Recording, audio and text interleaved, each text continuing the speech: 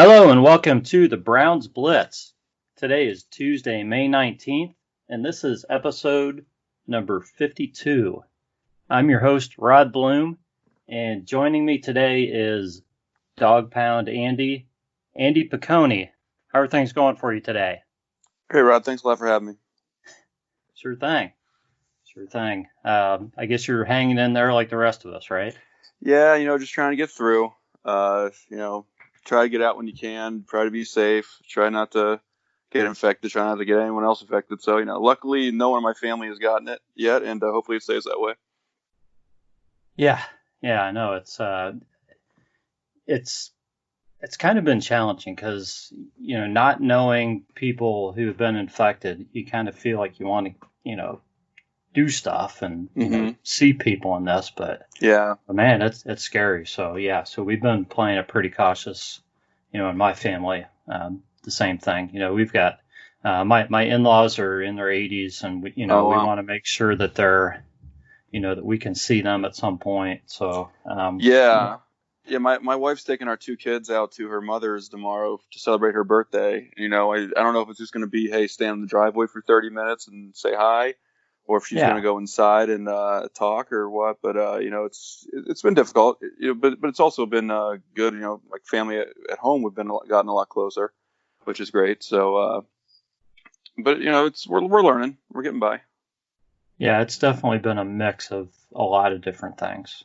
Yeah. So, but.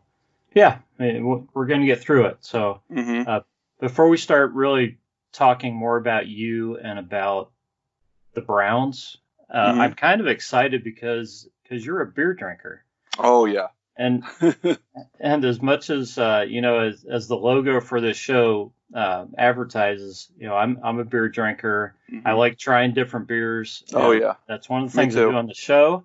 So, you're a willing participant in the Blitz beverages this time. So, I tell you what, why don't you lead it off and share with me what you're drinking tonight? Sure. Tonight I have a Victory Hop Wallop IPA. I love IPAs. Once the weather starts to warm up is when I really like to get them, and I like stopping at those stores where you can make your own 6-pack, and so you can get 6 different beers. Oh yeah. Usually whenever I do that, I try to get at least 12. So I at least walk out with a 12-pack that I've never tried any of them. So I love doing that year round. But once the weather gets warm, it's IPA time for me. So I've got about six different ones in the fridge, and more out in the garage waiting to go in. So tell me about that IPA from Victory, because Victory's an excellent brewery. I love. I'm not the most, IPA is not my general direction, but I like Victory. Tell you what, the Golden Monkey, and I've had the Sour Monkey. Yeah, so I think I've got both of them out in the garage. Nice. I have some Golden Monkey out there. I've probably got quite a few Golden Monkeys out there.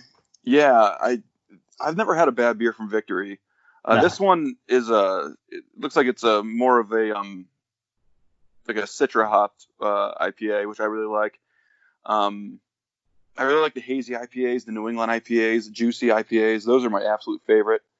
My wife hates hops, so I try to get as much as I can whenever I know I'm going to be drinking my own. And every once in a while I'll get something for her too. But for the most part, whenever I pick, it's going to be IPAs because I absolutely love them. So what kind of a citrus flavor does it have to it? It's I wouldn't really call it lemon, but it's kind of like grapefruity type. Okay. Yeah, it's not bad. It's pretty good. From Victory, I think I'll try it from Victory. I don't think I've seen that many places yet, so I'll try that. I like the Sidecar from Sierra Nevada. Yeah, that one's good too. So I was wondering if it was kind of along those lines. See, that's a little bit more of an orange IPA. Yeah, this one, like I said, it's not really a hint of orange. It's good. I'd definitely get it again. But it's a good IPA. But it's not too overbearing. The citrus taste isn't too overbearing, which can happen at times. It's a nice light flavor, but it's enough that it makes you, you feel it. It's good. Excellent. I'm going to try it. Oh yeah, it's good stuff. All right. Well, I kind of went for it tonight. I'm drinking an 1881 porter, a pint, and this is a 9.5%, which is probably about what your victory is. I think victories are all right around 10. Yeah, this is a 7.5, but that's kind of low that's for still victory. high. That's still really high. Well, in general though, it's a pretty high one. But well, I figure we don't have a ton of topics to cover tonight, and I've been wanting to drink this beer for a while. When I didn't have a real serious topic on this show, and I did have a serious beer drinker to share it with. So so I figured tonight's the night. It's definitely a porter. The first drink, I'm like, oh wow, this is stronger than I thought it was going to be. I could taste a little bit of the, a bourbon taste to it. That's kind of faded now. I'm just kind of tasting just porter, but it's good. But see, I'm just leaving my porter season. I like porters and stouts when it's cold out. So I think I had about 20 different new types over the winter, and the spring pretty much was mostly winter. So it's kind of like when the weather gets cold, I go into Oktoberfests and Christmas ales, and then porters and stouts. And then when it warms up, I do the IPAs and the lagers and the pilsners and things like that. Well, I'm kind of trying to clean some of the miscellaneous stuff out of the fridge. So like this weekend when I was cutting the grass, I drank a pumpkin beer or two that were still kind of just hanging out there in the fridge just because I knew I needed to get rid of them. Yeah. So, anyways, this is good, but you're right. I'm probably way out of season with it. But I didn't want to let it sit out there another 6 months to a year. Yeah, just let it drink it for next year's Halloween. Right. Well, that was fun. All right, let's move on here. And what we like to do, and what I want to hear about, is your journey as a Browns fan. So maybe just a little bit about yourself, so people know a little bit about you. I mean, if anybody looks at your account, the first thing I saw was your banner and your family. And you got a great looking family. Oh, thank you very much. 2 very young kids, and great looking family. So I kind of just wanted to hear about, a little bit about you and kind of your path as a Browns fan. Sure. From Canton, born and raised, still live here. Well, I live in North Canton now. But born in 86, so I was 7 months old when the drive happened.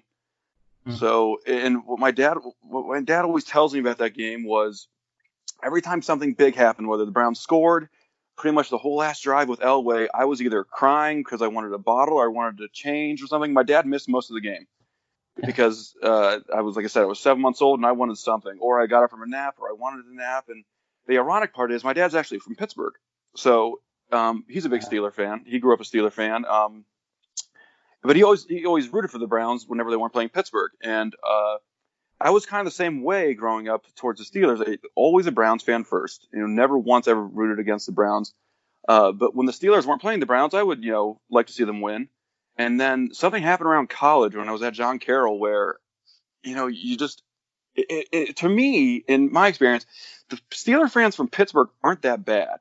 The ones from Western Pennsylvania aren't that bad. It's the ones from Ohio that drive you insane. That, the Steeler Buckeye fans, that drives me nuts. You're right. Yeah. The ones from it's the ones from here that are the most obnoxious, So and that's when I said, no, I'm done rooting for the Steelers. The only team I root for the Steelers against is either the Patriots or the Ravens. I will never root for the Ravens ever. Never ever. Fair. Totally fair. I can't do it. I just they stole my team. Hate them. But anyway, like I said, growing up, dad being from Pittsburgh, every Thanksgiving of my life I've spent in Pittsburgh.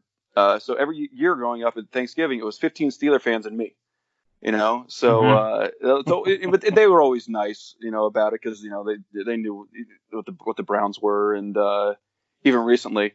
But now my brother-in-law, my sister married a Browns fan, so whenever we meet up in Pittsburgh, at least I have one friend there that I can talk to about it. But I remember being a kid, when Bernie was released in '93. I was, 7 years old, and my mom told me at breakfast, the Browns released Bernie, and I started crying at breakfast. The only other time I remember crying as a kid over sports was when a lunch lady told me that Kenny Lofton had been traded to the Braves. And I Oh just yeah. bawled there at lunch, and everyone's like, "What's wrong with him?" And I said, "Kenny Lofton got traded." And it's one. Just happened to wear my Browns starter jacket to school the day that Modell moved the team to Baltimore, and not even knowing that was the day they were going to move him. And I just remember a lot of. Unfortunately, in pretty much my whole life, the Browns most of my Browns memories have either been bad or unfortunate. There's been good ones here and there. But it's a lot of bad, and the thought that my kids can grow up with good Browns teams is so exciting to me. Yeah. I've got a 4-year-old Yeah. son named Bennett, and I've got a 1-year-old daughter named Aurelia, and the idea of them growing up with good Browns teams is awesome. Like, so it's what I never had, So that's what I really look forward to. But I remember watching Bottlegate with my mom, who's from Canton, and she's a Browns fan. Watching that game, and now she likes the Browns, she roots for the Browns, but she doesn't know a whole lot about some of the finer things. And I remember when Bottlegate happened, I was in high school, and she, the ref, of course, called a review after they ran a play, and even my mom was like, "You can't do that. That's against the rules. What's going on?" And so I was like, "Yes, Mom, you're right. You can't do that. What the heck is going?" Just that happened, and and going on to college, I remember, I went to John Carroll up in Cleveland, so it was great because you could take the Rapid down, the RTA, $3 round trip. We would go to Browns games, Cavs games, Indians games all the time. Nice. And it was a blast. And my one claim to fame I have for draft picks would be, I remember this. It was the beginning of October of the '06 season, and I said, I don't care what the Browns do. I want them to get that tackle from Wisconsin. I couldn't, whatever his name is, that's who I want. And then the whole draft season, I was like, no, get that guy. And my friends are like, no, you got to try to get Jamarcus Russell. I'm like, why? And they're like, oh, you got to get Adrian Peterson. It's like, yeah, Adrian Peterson is good, but who's going to block for him? So my friends were all saying that. And I'm like, no, you got to get Joe Thomas. Get that tackle from Wisconsin. And I played rugby in college, and we were down at a big tournament in Columbus the day of the draft. That's when they still held the whole thing on Saturdays, that long Saturday. And we were in between games, and this is before smartphones, so my buddies, I had like 3 people text me and call me and tell me, hey, they ended up drafting Joe Thomas, with their first pick. And I just started screaming on the sidelines during some other team was playing, and everyone's looking at me like, what's going on? Like, the Browns drafted Joe Thomas, and people looked at me like I was insane because they all wanted, like I said, yeah, they wanted Adrian Peterson and this guy and that guy. So, fast forward a couple years, I graduate with a teaching degree. And I, when I graduated from college, what I decided was get Brown season tickets, and I want to get new Callaway irons because I like to golf. Instead of buying an engagement ring, no regrets. Love my wife to death, but I had to put other stuff on hold. And I just finally last year got my Brown season tickets. So last year, my brother-in-law and I, we got our season tickets, went to the games, had a ton of fun at every game. And it was great. And in this off season, my wife asked me, "So, are you actually going to get tickets again?" And I said, "Well, of course I'm going to get tickets. Why wouldn't I?" And she just didn't get it. She's like, "Well, because the Browns are bad. They let you down." It's like, the Browns don't let you down. It's just what it is. I mean, of course they didn't win as much as we wanted them to, but that's why there's next year, and that's why they're going to rebound. That's why they'll be better. And like I said, she just did not understand it. So, I'm a teacher. I depending on what the year is, I can teach special ed and social studies. So this year, special ed, and when I'm in the hallway during bell change, I see I'll wear my Browns jacket or wear a Browns shirt. I'll have my Browns coffee mug, and I'll have some kids say something to me like, "The Browns stink," and I'll say, "Who do you root for?" And they'll say the Steelers. I'll say, "Hey, what part of Pennsylvania are you from?" And they stare at me like I have 2 heads. And so, and that's how you shut them down. Yeah. Or I like the Patriots. Okay, hey, what city do they play in? New England. Not a city, buddy. Thanks. Go to class. So things like that. You just don't let it get to you. So that's pretty much my journey as a Browns fan. Like I said, it is kind of weird having half my family from Pittsburgh root for the Steelers, but it's also fun because they're really good. They don't really bother me about it. One thing I did enjoy this year was Thanksgiving. A couple weeks after the first Steeler game, I did wear my Myles Garrett jersey all day at my aunt's house in Pittsburgh, and well, that was fun until the next time the Browns got beat by Duck Hodges, and I got some text messages after that. But other than that, it's been I love the Browns. Can't wait for them to be good, and it's coming soon. I really do believe that. You sound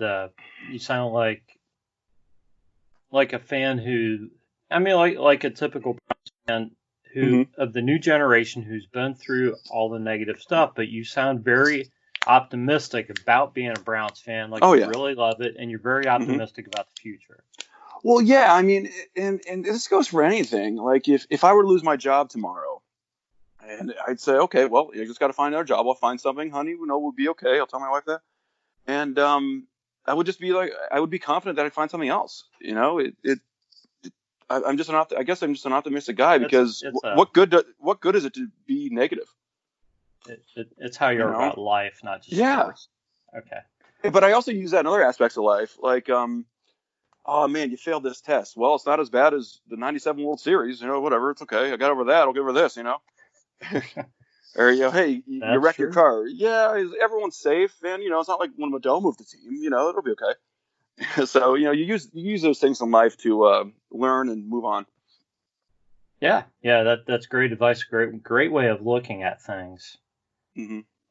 Well, thanks for sharing that. That's something that not a lot of people have been through, and I love your point about Steelers fans because I interact with quite a few Steelers fans, and the Steelers fans in Pittsburgh, they're not so bad. No, they're not. They're not. I think some really nice people. I mean, and it's just kind of there's the the back and forth a little bit, but that's fun. Yeah, it's fun stuff. Yeah, and and you enjoy that. But it's one, like I said, it's the ones from here that are just on top of you. It's like, dude, knock it up. You root for a team because they win more.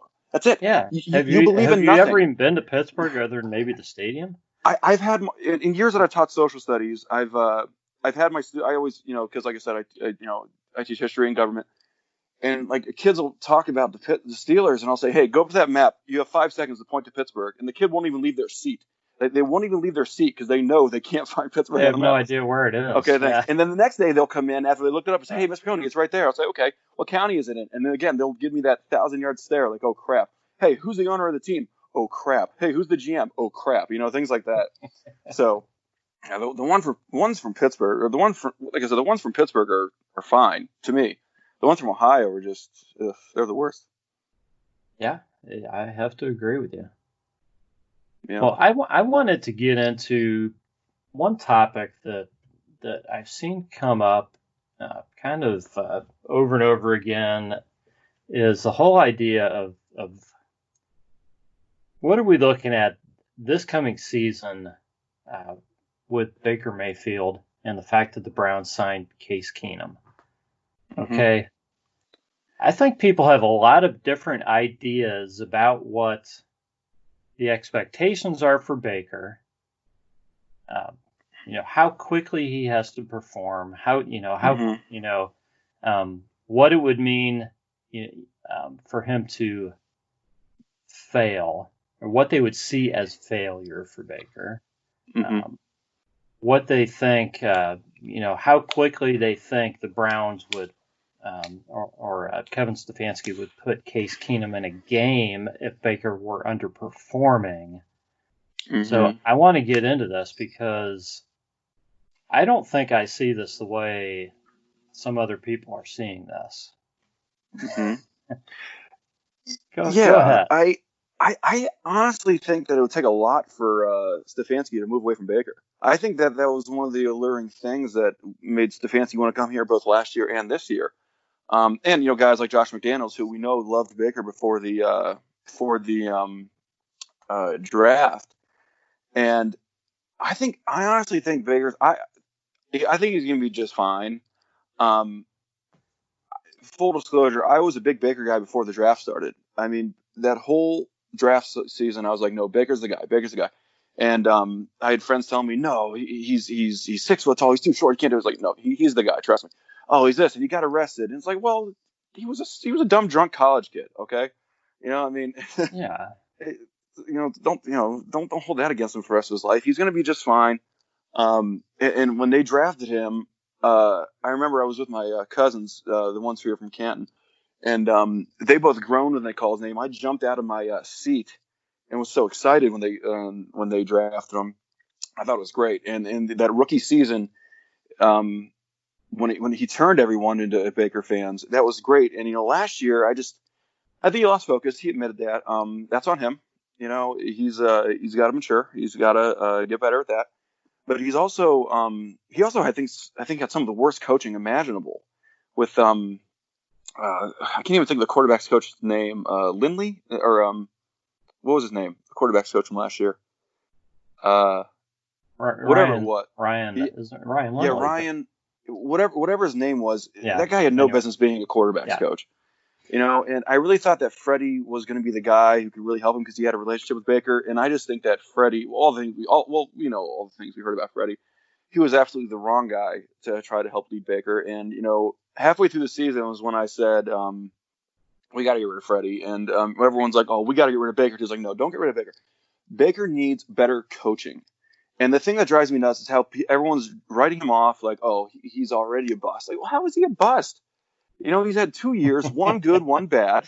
Oh, they should have drafted Lamar Jackson. Lamar Jackson received the best coaching in the league last year. The absolute best coaching in the league. Okay, they had 2 coaches, both the offensive coordinator, Greg Roman, a John Carroll guy. I love bringing up John Carroll guys whenever I can, by the way. Sorry. Sorry. And then, I would too. Harbaugh, those guys said, hey, we have this guy who has this set of skills. Let's make this offense supportive for this set of skills. So they did that, and that's what coaches today need to do. And Baker's didn't get that support, I don't think. And then, like I said, all the things we heard about Freddie, like going away from plays they didn't have in the playbook for that week, all the other things, they just weren't ready. Freddie wasn't ready for big time. He's a great guy, great assistant coach. Maybe in 5-10 years he'll be ready to do it again, be a head coach. But Baker needs better coaching. I definitely think he's going to get that. But like I said, I have not wavered at all. He's still my guy. He's still the guy for this team. His attitude is what's right for Cleveland. He's going to be just fine. He will be. I do believe that. Yeah, I agree. And I think people are focusing too much on 2019 and not enough on 2018. Mm-hmm. Yeah. He's still the same guy. Mm-hmm. And you're right. A lot of whatever percentage you want to put on Baker for 2019 is his fault. Mm-hmm. Okay. He had some mechanics issues, which, put that on him for not being ready, put that on the quarterback's coach for not being good enough to help Baker, or put it on Freddie for not stepping in when he should have. Mm-hmm. You also got to look at the line. The offensive line didn't do Baker any favors. No. For most all the season. He had his wide receivers were injured a lot and still put up nice numbers. Yeah. It's not a knock on Jarvis or OBJ at all, because those guys busted their butt playing hurt and did as well as they could. But man, you can't just focus on one season for one guy.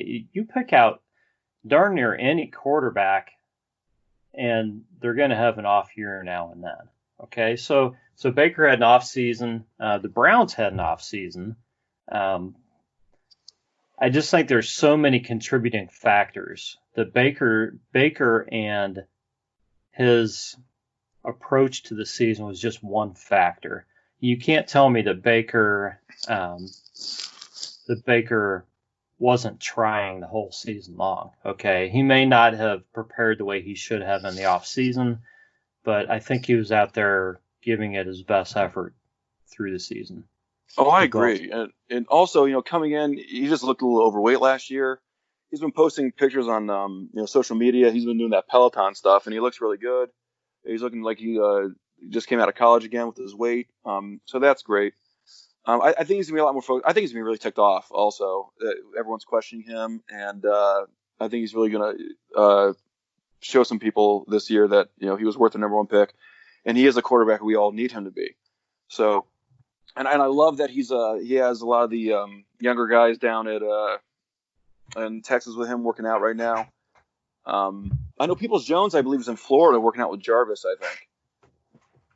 But I love that he has some of the other guys down in Texas with him working in the offseason. I think that's great. Oh, yeah. I mean, I like the fact that it's been very, very quiet, that we're not hearing a lot of a lot of these guys. Yeah. It's definitely a plus. Mm-hmm. Yeah, and like over the weekend, what did like 4 or 5 guys get arrested around the league? It was like Saturday night was like 3 or 4 of them, and you just kind of hold your breath like, oh God, please tell me not one of our guys. Please tell me Baker or OBJ didn't do something crazy or something like that. So it's been a really quiet offseason, which has been great. Aside from getting a new coach, new GM, all that, I think it's been a really good offseason so far. I think so. And you know what this tells me is that what we've heard from other regimes in the past, that and what you want to hear from coaches and from teams, that things will be handled behind closed doors and professionally, that's actually happening now. That Stefanski's working with these guys, that they're working together, and that he's teaching these guys not to go public and not, just to kind of keep your mouth shut and just work, because we normally hear a lot more from a lot of these guys. Yeah. Yeah. And that's absolutely fine by me. Don't make waves in the off season, make them in the regular season and beyond. Hopefully, make them in the postseason. Do your talking then. You don't need to say anything to people when you're not playing. Save that for when you're actually playing against them, when you can beat them. Yeah, I want to go back to Baker's stats, because I have heard over and over how Baker was horrible last season. Yeah. He wasn't horrible, okay, guys? He wasn't horrible. He had 22 touchdown passes last season. Yeah. Granted, he had receivers. Yeah, he had 21 picks. Okay, probably 8 of those either bounced off a receiver's hands, or actually were caught by a receiver and then handed to the other team. So you got to take some of those interceptions away, because they weren't all on Baker. Okay, so let's bring that number down a little bit and look at it realistically. The 21 is way higher than what that number should have been. So Baker puts together seasons of 27 and 22 touchdowns. I just looked this up the other day. He's the only there have only been, I think, 3 Browns quarterbacks to go back-to-back 20 touchdown seasons. Really? Yeah. I'm guessing it's Sipe and Kozar. It's actually Sipe and I'm blanking now. Further back than that. Okay. Yeah, I'll have to get back. It's not Bernie though. It's even back. Frank Ryan. Oh, really? Frank Ryan actually had 20 touchdowns. He did it back to back. I don't have the stats right in front of me, but he did it back to back. He may have done it 3 seasons in a row even. Jeez. So Frank Ryan, if you look at his numbers, pretty darn impressive, folks. I gotta tell you, when I was looking, I had no idea that he put up some pretty darn good numbers. Numbers that we haven't seen, out of many other guys. So, I mean, we know Otto Graham, Well, they just didn't throw a whole lot then. But Frank Ryan, Brian Sipe put up big numbers, Brian Sipe actually had, I think, 3 big seasons And Yeah. those are the seasons that Baker or anybody would be shooting for to try to break season-long records. Yeah. I think the yardage record is like 4,300, something like that, and right around 30 touchdowns. So, Well, I really do think that he will break all those records. And I listen to some sports talk radio around here, and I love Ken Carman, but he was like, if Baker has a bad year, do we get rid of him? And do we get off another quarterback? And it's like, well, geez, not again. And I don't think he's gonna have a bad year. I think he's going to be focused, and that's where I think Case Keenum comes in. I think he was brought in to help keep him focused, on the field. Help him grow that's on Case and off the Keenum's field. job, right? It's Yeah, not yeah. to try to take Baker's job. It's to help Baker and to be there if something happens to Baker. Yeah. He's a guy that can win you games if Baker ever does get hurt. Hopefully not, but it is football. But I think Keenum's really going to help. It'll hopefully push him in practice to be better in practice. Push him mentally. Well, and he knows the system too. Yeah. Yep. And he knows the little nuances. Hey, Baker, it's a 5-step drop, not a 3, or whatever. So hopefully he can help him there and help Baker grow. And that's why I really like the Keenum edition. A lot of people immediately said, "Oh, they're going to bench Baker for Keenum." I was like, I really, really, really don't see that happening. To me, it's no way. You don't sign a guy 3 years for $9 million to make him your starting quarterback. Yeah. That wasn't the idea. It's a great deal for the Browns and for Case Keenum. He can be around. Hey, I'd take it. I love the deal. Yeah. I mean, it's a great deal for the Browns. No matter what happens, I think Case Keenum's here for 3 seasons. Yeah. Why wouldn't he be for that kind of money? Let's hold up for just a minute here. We want to thank our sponsor, Skippin' Stones. You can find them at Etsy.com. Just do a search for the store, Skippin' Stones, SKIPPINSTONEZ. Plenty of Father's Day gift ideas, lava bracelets for men, and framed poetry. Ladies, you can also shop for yourself. Handmade stone, shell, and sea glass jewelry, pebble art, and yoga bracelets. Keep up with what's happening by following Skippin' Stones on Twitter at Skippin' Stones. Now back to the action. Yep. So let's get into this 2020 season and possible starts to it, and what we think would be a good start for Baker versus a bad start, and how we think the fans would react versus how Stefanski would react. Well, I think that. Oh, sorry. I'll just let you go ahead. You just go ahead with what you're thinking. Well, I think he's going to come out. It's a tough first game. It's a tough first game in Baltimore. That defense is going to be really, really good. It's going to be really, really tough. But I think that they're going to rely so much on Nick Chubb this year with that offensive line and the wide zone. Janovic's trade I love. You have a stud fullback. They're going to want to run the ball down people's throats, and I think it's a great idea. Just run it down their throat. You have 2 really good backs. You can run the ball with either one of them. You can pass the ball with either one of them, and I think it's going to be a pass when necessary type of offense, and I think that's where Baker's going to thrive. Because I think a lot of times last year everyone knew the pass was coming, and so they could drop back and just wait, and that's when Baker would make some mistakes. And so, again, like you mentioned earlier, that offensive line did him absolutely zero favors last year. So he was running for his life a lot of times.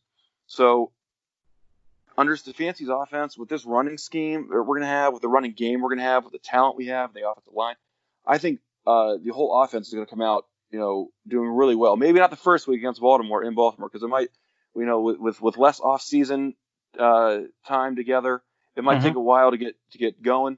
But once this team gets going, I really think this offense is going to be something to behold, and it's going to be a lot of fun to watch. I really do. Yeah, I agree. Tell me this: how many pass attempts do you see Baker getting on average, say for the whole season? I mean, I know it's going to vary because when you're playing different opponents, your game plan is going to be a little bit different. But I think it'll be about 30 a game. I think 30 anywhere from 25 to 30 passing attempts a game is where they want Baker. Now, of course, scenarios and situations will change, but I think they want him around 25 to 30 snaps a game, dropping back. I think they want to run the ball about 20, 25 snaps a game. So whatever the math would be on 25 to 30 snaps, passing snaps a game, I think that's about where they want him. Yeah, see, I would guess that they want it closer to probably, I would think 25 probably max. Yeah. This season, and then I think they want the remainder to be runs. Just in the system, I think that's what's going to be ideal. Last season, I was just doing a little quick math here, and last season Baker averaged about 33 passing attempts per game. Yeah, that's a lot for a second-year guy. It's a lot. So yeah, you're putting a lot on that guy's shoulders. So that's another factor to consider when you're saying how terrible Baker was. Well, when you expect him to go out there and throw the ball 33 times a game. Mm-hmm. Yeah, you know, and there are a lot of scenarios that should have been running still with Chubb. Yeah, and you know how many times a game Ben Roethlisberger was throwing the ball in his second season? I mean, I don't have the numbers, but it was probably like 12 times a game. I remember that season. It was hardly at all. No, because they still had Jerome Bettis and they had Deuce Staley, didn't they? They had those two guys, and they were just pounding teams, just absolutely pounding teams on the run. And Ben didn't need to do much, just don't turn the ball over. Right, and I'm not comparing Baker to Ben because they're different kind of guys, but the idea is that it's typical to it's a good idea to bring young quarterbacks along kind of slowly when you make them go out there and throw the ball that many times. I mean, Baker threw the ball 534 times last season. And that's a lot. That's a lot of throws. Mm-hmm. My gosh, I mean, I know he made mistakes, but overall, when he had that much put on him, I just can't come away from that season saying Baker did an awful job. I just can't. He had too much put on him, and I know he came in less than ready for the season, but with what he had around him as far as the offensive line and the fact that his receivers were injured and doing the best that they could, and the fact that his coach was calling the first 10 to 15 plays of the game and then kind of saying, oh, well, let's see what happens after this. And it seemed like wide receivers didn't know where they were going half the time. It just seemed like a mess. I just think you kind of have to kind of scratch that season off and say Baker did the best he could with what he had. I don't think, he wasn't great. I don't think he was horrible. Let's forget that season. Let's remember the rookie season. And I think this system is going to be great for him. You give Baker 25 throws a game to the guys he has on this team and the fact that he's going to be going play action to Nick Chubb with a better offensive line. I think he's set up to have a pretty nice season. I wholeheartedly agree. I really think that's he's going to show some people this year. He's going to show that he's really the guy, and I can't wait for it. And so tell me this, Andy. What would be more detrimental to the Browns and Kevin Stefanski if Baker comes out the first, 2 or 3 weeks and throws 1 touchdown pass and 4 picks, regardless of the record, or if the Browns start 1-2? I think that if you start 1-2 and Baker looks good, I can accept that. I can take that. Who's that third game against? I know they have the Bengals second. Is it who's? I don't have the schedule up in front of me right now, so yeah, okay. I really haven't even looked ahead to it that much yet. So okay.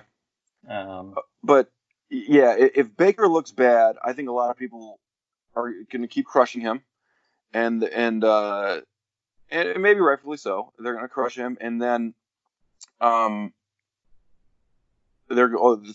third game against the Redskins. Okay. Okay. So, Okay. yeah, if you lose one of those games to the Bengals or the Redskins at home, I think people are going to start getting really mad quick. But if Baker looks good and maybe they just had a fluky loss or something here and there, I think people will be okay with that. This is still a rookie head coach, third-year quarterback on his third system. So as long as the offense comes out playing okay, I think everyone will be just fine. I don't always look at win-loss record as a true sign of success. Let's look at how everyone's playing together. Let's look at the offense together. Let's look at the defense together. So if Baker's, like you said, the one touchdown, 4 interceptions, I think a lot of people are gonna start turning and start saying, "Hey, we got to do everything we can to try to get Trevor Lawrence or Justin Fields or something like that." So, yeah, and that'll start that early too. I know. So, as long as Baker looks good, I think the rest will take care of itself. So, I agree. I honestly can't imagine him starting out like 1-4 like that. Yeah. But you just never know. I mean, fluky things happen, balls off guys' hands and things like that. I think this offense is going to be very friendly to Baker. I think the talent they have. They've got some excellent talent out there. And like what they before coming into last season, they said Odell was one of the best, most efficient wide receivers at running the slant last year, or before going in last year. What did he run, like 3 slants last year, the whole season? And it's like stuff like that where it just shows you the coaching staff was overwhelmed. He was going deep on every play on a sports hernia. Yeah, so made sense. Yeah, exactly. Yeah. So what do you do with a guy who can't run? Make him run. Get Odell, run more slants when you can. Jarvis is so good with those little hitch routes. Do that. Use Kareem Hunt and Nick Chubb at the same time. Put in double tight end. Run 22 personnel. Run 2 tight ends, 2 running backs. That's fine, and 1 wide receiver. That's okay. Yeah. Do that. So I think I think the coaching staff's gonna have a lot of fun with this offense. I really do. I agree, and for me, I think that Baker and the staff, and when I say the staff, I'm including GM, everybody. Mm-hmm. I think everybody should have 2 seasons. Mm-hmm. I really do, unless we really see, and unless there's really signs that things are completely chaotic, that something is really amiss. I see no reason why this isn't at least a 2-season plan. I agree. I just don't understand why you draft a quarterback number 1. He sets the rookie touchdown passing record, in 13 plus games. Then he has a down season under, it was just a bad season for the franchise. Okay. I've argued this with a million people, but a lot of great quarterbacks have bad second seasons. It happens. People come back to me and say, well, Andrew Luck wasn't bad in his second season. Well, he's Andrew Luck. Okay. He's Andrew Luck. Okay. Andrew Luck never did anything wrong in his life, probably. So, okay. A lot of guys have bad seasons, either their rookie or their second season. Okay. So Baker had a down season. Okay. He had a lot of extenuating circumstances that helped him to have a bad season.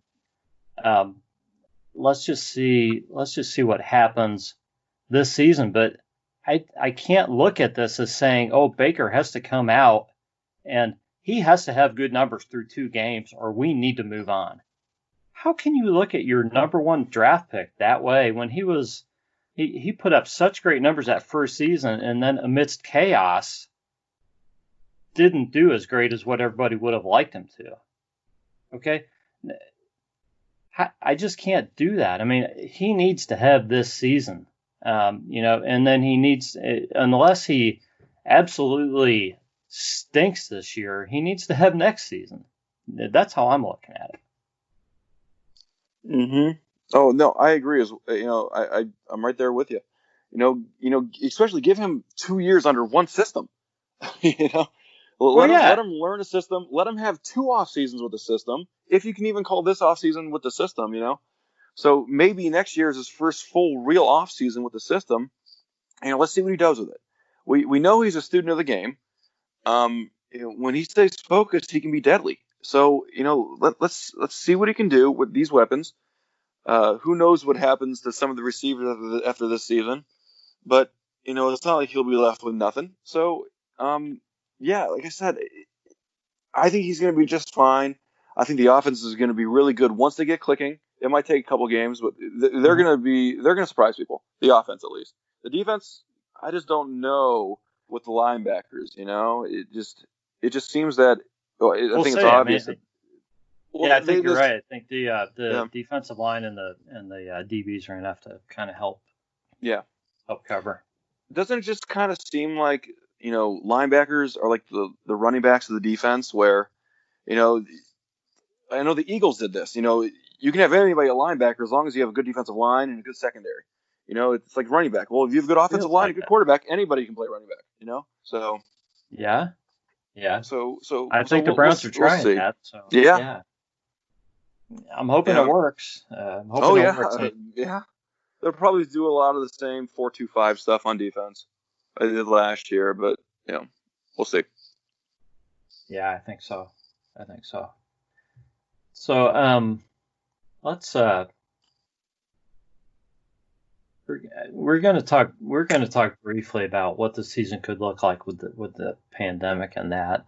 I think a lot of people have talked about this, so we probably don't need to go into too much depth on this before we move on to our last topic. But um, I don't know. I mean, things are so kind of up in the air right now.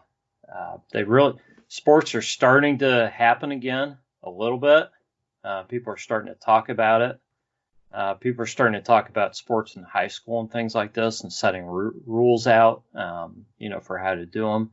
So I don't know. What's your level of optimism for actually being able to see a game live in some format this season? Um, I don't think we'll be there week 2 against the Bengals. I think that if this is me personally, who knows?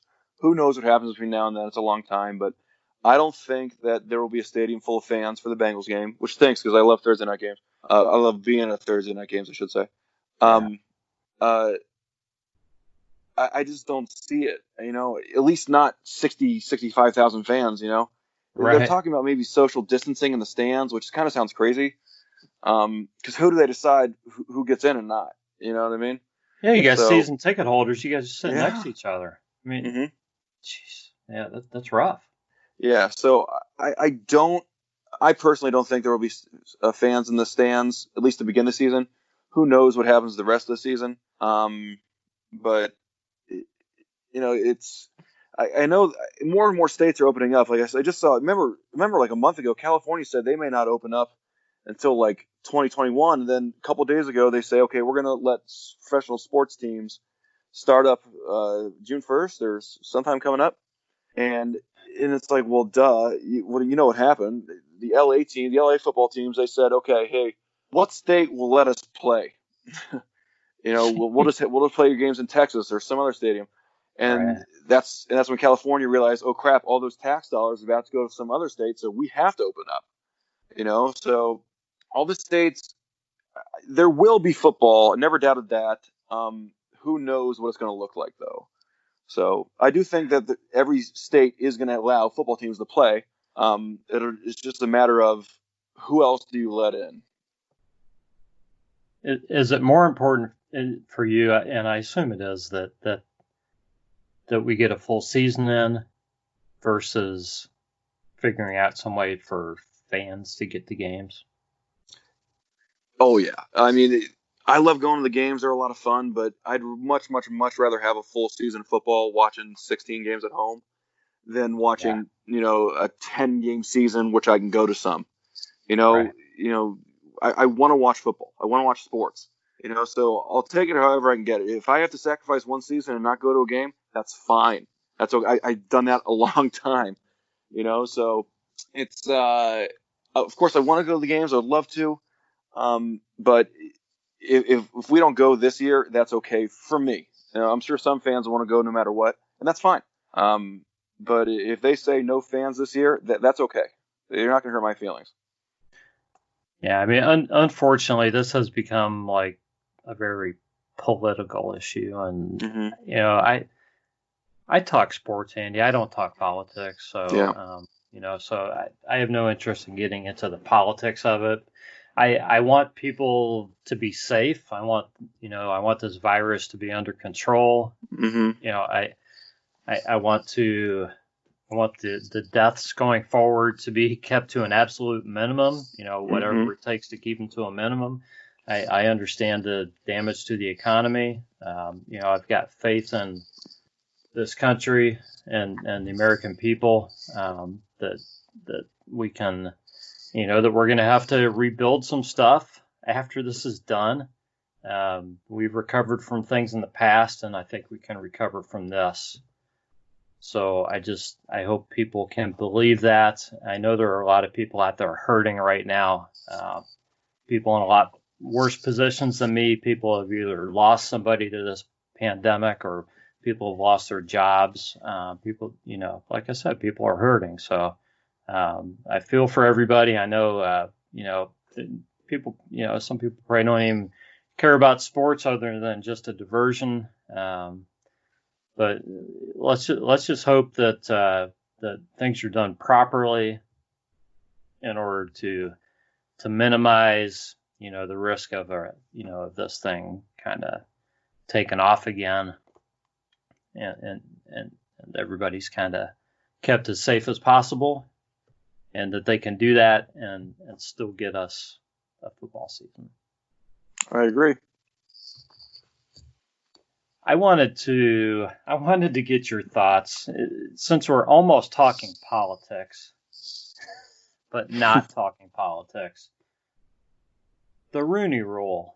They passed this thing, and they passed this. I read that they were talking about different things. They passed the portion that says that I believe that the Rooney Rule now applies to other positions other than just coaches. So it applies to like executive searches and things like this. So they haven't passed the part that talks about giving teams compensation for hiring minorities. Some of this stuff just blows my mind, Andy. And I wanted to get your thoughts on it too. I understand the Rooney Rule.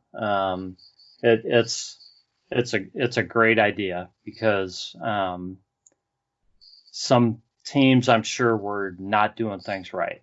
They weren't interviewing properly. But for you to say that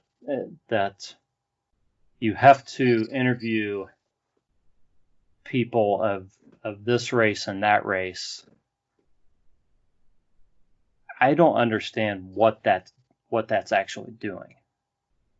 Because aren't they just going to hire whoever they want anyways? And isn't it just really giving people false hope? And isn't it wasting people's time if that organization doesn't want to hire that person? And if that organization has somebody they really want, regardless of race, aren't they going to hire that person anyways? Why are you making them interview somebody else? Okay, that's part of it. Okay. Yeah, I see this so many ways. There are qualified minority candidates out there. Okay, I like the fact that part of this that they just passed, which I think is excellent, is that they are unblocking the assistants and so forth to be interviewed. So you can't block assistants to be interviewed anymore. This will allow the top assistants to be interviewed for head coaching jobs. which I think is great because I think that's where it's at. You give people that are qualified for the jobs. Okay. To me, I just, I guess I'm naive, but I have a hard time. I have a hard time seeing people hiring people based on the color of their skin still in sports. I think that I could be wrong.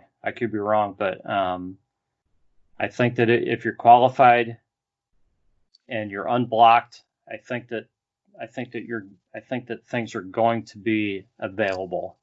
I think it's going to take time because I think, sure, right now the landscape, it's mostly white head coaches, okay, and these jobs don't all turn over all the time, okay, so you can't just all of a sudden get to a certain percentage of minorities being the head coaches.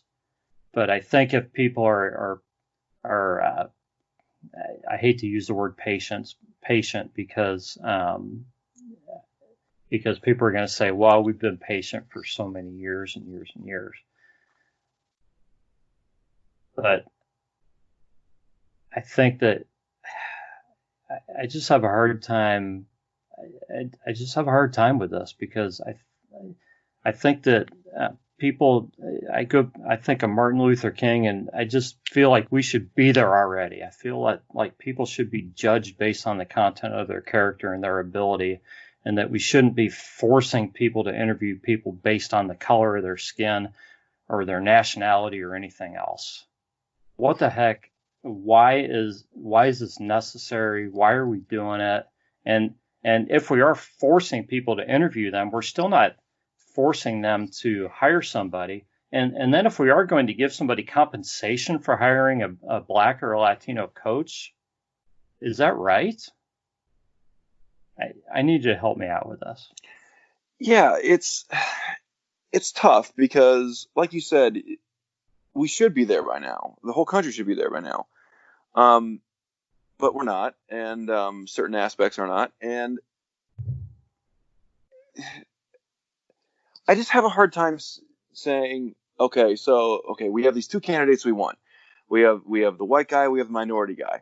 All right, well, we really, really like the white guy, and we like the minority guy pretty good. So, maybe we'll hire the minority guy because we move up, 6 spaces in the 3rd round or something? Yeah.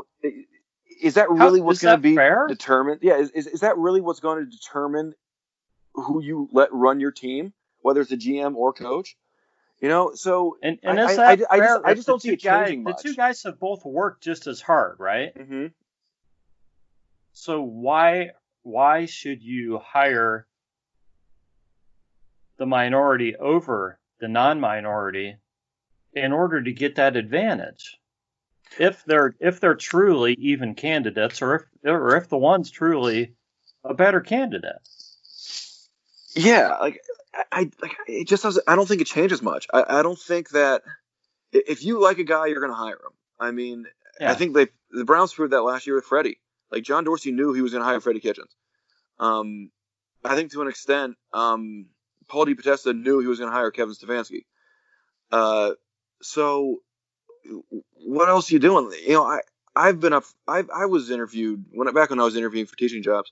I was interviewed just because I knew someone and they were just doing a favor. I knew a teacher in our district, and the principal, as a favor, did that and interviewed me. And then they knew they were never going to hire me, and I didn't like that. Afterwards I found out that I was never a serious candidate for the job, and that ticked me off. Yeah. Don't do it as favors. Just don't interview me then. Don't waste my time. Don't get my hopes up. That's the other thing it did. It got my hopes up big. Oh my God, this school district's going to interview me. This is great. They were never serious, and it turned me off. Who wants to be interviewed to fulfill a quota? Yeah, exactly. Yeah. Okay. Next. I just don't see it changing. And look, if we're going to do compensation, I want some giraffe compensation for hiring Hugh Jackson, not because he was a minority, but because he was Hugh Jackson. So the NFL needs to give us something back for hiring Hugh if they're going to give out any compensation. For pain and suffering. It has nothing to do with the color of his skin, trust me. That's it. I mean, as a Cleveland fan, I've seen the Browns hire Hugh Jackson and now Andrew Berry. I don't care what color anybody is. I want somebody in here who can do the job. I mean, you think anybody cares what color these guys are in Cleveland?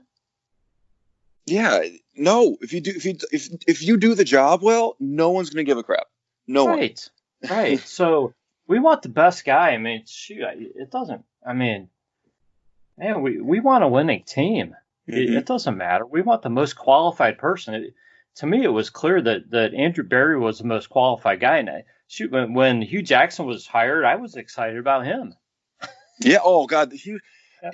Okay. So the last 3 coaching searches, the guys I really really wanted Hugh Jackson. He was like the guy I wanted, and then I really wanted Freddie Kitchens. I did too. Yeah. And so in this offseason, I was like, well, I really want Josh McDaniels. Why? Because he's a John Carroll guy. And I think he's really smart. So maybe it's good they didn't hire the guy I really wanted this offseason, because my track record is not good. I think I also really wanted Romeo Crennel. And, I didn't want Mangini. I remember not wanting Mangini or Shermer. So. Romeo and Mangini, I think, are 2 of the guys with the highest, and it's not very high, but highest winning percentage since '99. Yeah, which is it's still like what 30% or something like that. It's not good, but yeah, it's a very low bar. Top of the crap pile, is what I would say. Yeah. But anyways, that's people have a lot of opinions on that. I wanted to get that out because I really struggle with the Rooney Rule. I understand why it's there, but man, I sure wish as a society that we could get past this stuff. I really do. We ought to be able to just, look. And the problem is a lot of people are there, but until everybody's there, it doesn't matter. And I understand that. So, we'll keep trying. And hopefully someday everything will be where it should be. Yeah, hopefully the Browns don't have to worry about satisfying any Rooney rules for at least 10 years. Because hopefully they have everybody they need. Let's hope. So, I mean, how I don't want to use the word optimistic again.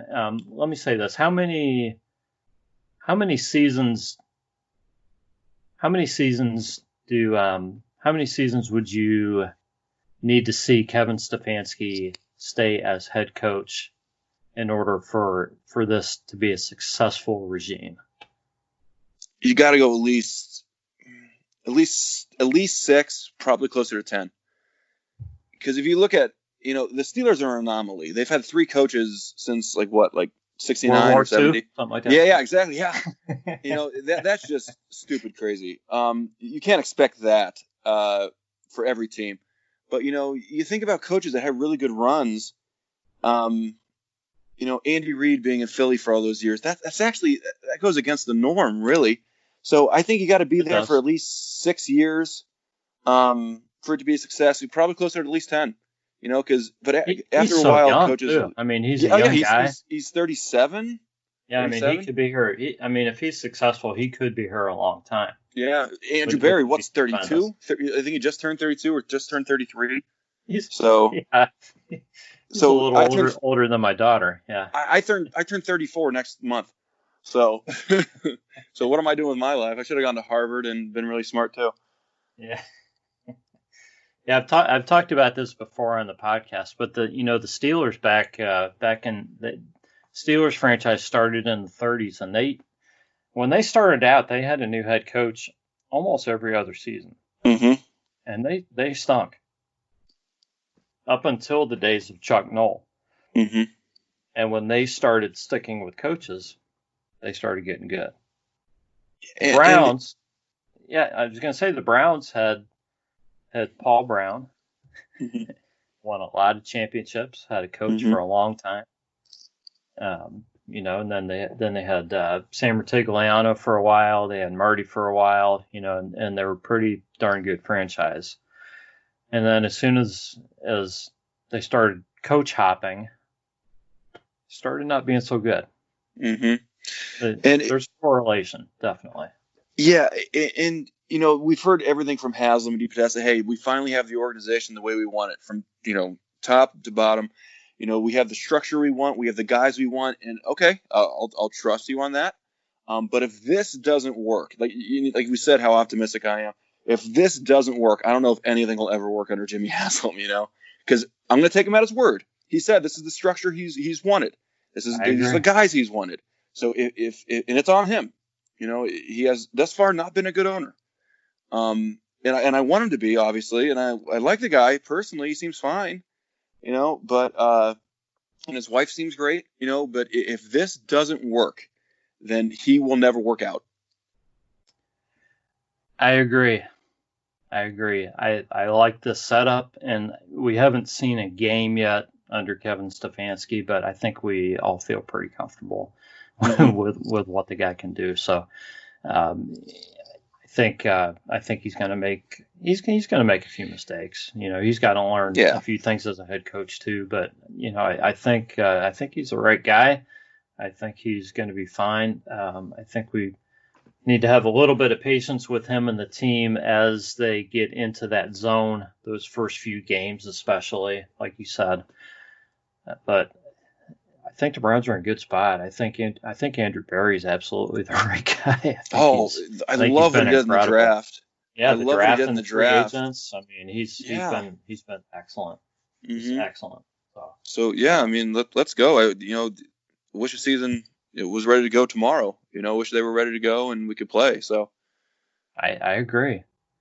So Andy, is there anything you'd like to leave the fans of the Cleveland Browns with?